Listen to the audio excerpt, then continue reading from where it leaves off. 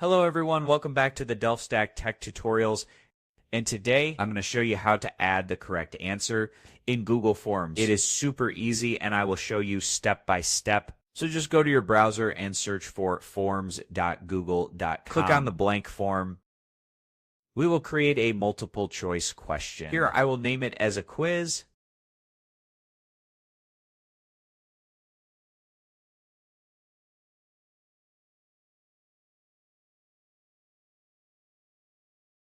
So here, for example, I will write a question, which is the largest ocean on Earth? Now here we will create options. Option 1 is Indian. These are the options I have written. Now go to the answer key. Here you can give the points. For example, I will give only 1 point per question. Now select the correct answer, which is Pacific. Click it Done, and it will be saved automatically.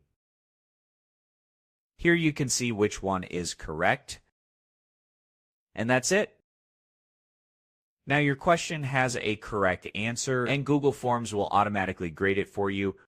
Super simple. You can repeat the same steps for any other questions in your quiz. If you found this video helpful, don't forget to like, subscribe, and hit the bell icon so you don't miss any of my tutorials.